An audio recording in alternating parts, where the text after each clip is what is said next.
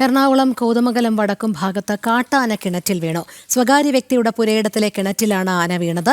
സ്ഥലത്ത് നാട്ടുകാർ പ്രതിഷേധിക്കുകയാണ്. വിവരങ്ങളുമായി നിഷ ദിലീപ് ചേരുന്നു. നിഷ, എറണാകുളം കോതമംഗലം വടക്കും ഭാഗത്താണല്ലോ കാട്ടാന കിണറ്റിൽ വീണിരിക്കുന്നത്.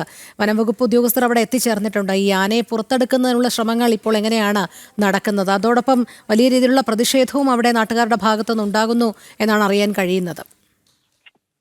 രോഹിണി, തീർച്ചയായും ഇന്നലെ രാത്രിയാണ് ഈ കാട്ടാന കിണറ്റിൽ വീണെന്നാണ് നാട്ടുകാർ പറയുന്നത്. കോതമംഗലം കോട്ടപ്പടി വടക്കും ഭാഗത്ത് എന്ന സ്ഥലത്ത് ഒരു സ്വകാര്യ പുരയിടത്തിലേക്കാണ് വീണത്. ഈ നാട്ടുകാർ പറയുന്നതനുസരിച്ച് ഇതിനു മുൻപും കാട്ടാന ശല്യമുള്ള സ്ഥലമാണ്.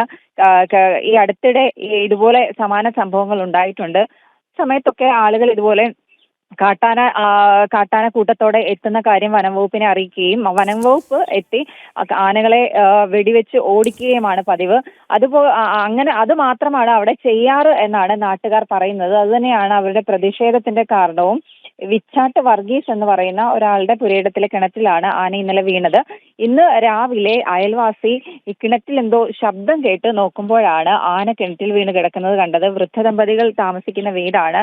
ഇപ്പോൾ നാട്ടുകാർ പറയുന്നതനുസരിച്ച് അവരുടെ കുടിവെള്ളം പോലും മുട്ടിയ ഒരു അവസ്ഥയാണ്. ഈ പ്രദേശത്ത് കാലങ്ങളായി ഇത്തരത്തിൽ കാട്ടാന ശല്യമുണ്ട്. പരാതി നൽകിയിട്ടും അധികൃതർ യാതൊരു നടപടിയും സ്വീകരിച്ചില്ല എന്നും നാട്ടുകാർക്ക് പരാതിയുണ്ട്. ഒപ്പം തന്നെ ഫെൻസിംഗ് പോലുള്ളവ സ്ഥാപിക്കുന്ന കാര്യങ്ങളൊക്കെ പറഞ്ഞിട്ടുണ്ടെങ്കിൽ പോലും ഇതുവരെ അതൊന്നും പ്രാവർത്തികമായില്ല. അതാണ് നാട്ടുകാരുടെ പ്രതിഷേധത്തിന് കാരണം. രോഹിണി. ശരി, നിഷ ദിലീപാണ് വിവരങ്ങൾ നൽകിയത്.